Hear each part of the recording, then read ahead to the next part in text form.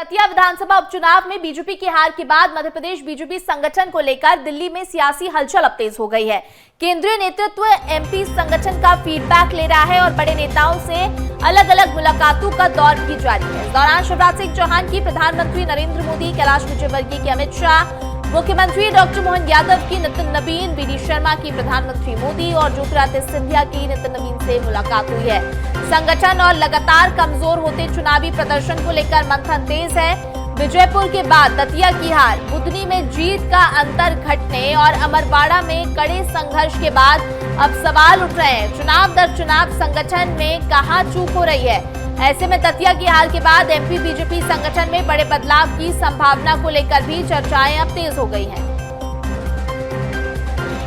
तो देखिए, चुनावी प्रदर्शन और संगठन पर अब मंथन तेज हो गया है, क्योंकि जिस तरह से देखिए, अगर बात की जाए मध्य प्रदेश के पुराने विधानसभा चुनाव की 2023 में जो चुनाव हुआ था, विधानसभा चुनाव, वहां पर भारतीय जनता पार्टी ने अच्छा प्रदर्शन किया था। उसके बाद लोकसभा चुनाव हुआ, जहां पर 29 की 29 सीटें भारतीय जनता पार्टी ने जीती थी और उसके बाद देखिए एक अच्छा प्रदर्शन देखने को मिला था मध्य प्रदेश में। लेकिन अब धीरे धीरे जो हम कह सकते हैं परफॉर्मेंस है वो वीक हो रहा है। इसको लेकर अब चिंतन मंथन तेज हो गया है, हलचल तेज हो गई है।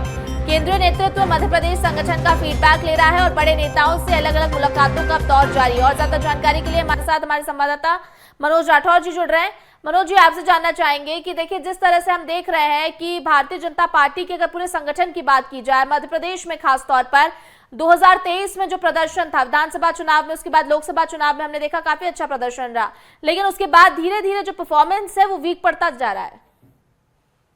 क्योंकि मुलाकात का सिलसिला जो है लगातार दिल्ली में जारी है। मध्य प्रदेश के जितने बड़े नेता हैं उनमें यदि हम प्रदेश के मुखिया डॉक्टर मोहन यादव की बात कर लें, वो भी तमाम बड़े नेताओं से मिले। नरोत्तम मिश्रा इस समय जो है दिल्ली में मौजूद हैं, उनने भी मुलाकात की। हालांकि उन्होंने इनकार किया है कि वो किसी दूसरे मकसद से जो आए थे, पूर्व देवड़ा के विधायक है, उनकी स्वास्थ्य खराब था, उनको देखने आए थे। सिंधिया नितिन नवीन से मिले, वीडी शर्मा पीएम मोदी से मिले, मुख्यमंत्री ने भी नितिन नवीन से मुलाकात की। कैलाश विजयवर्गीय की अमित शाह से लंबी बातचीत हुई। रजनीश अग्रवाल अश्विनी वैष्णव से मिले, क्योंकि 2023 में विधानसभा चुनाव में बूथ मैनेजमेंट का काम देखा था रजनीश अग्रवाल ने, और अश्विनी वैष्णव उस समय जो है विधानसभा चुनाव में 6 प्रभारी थे।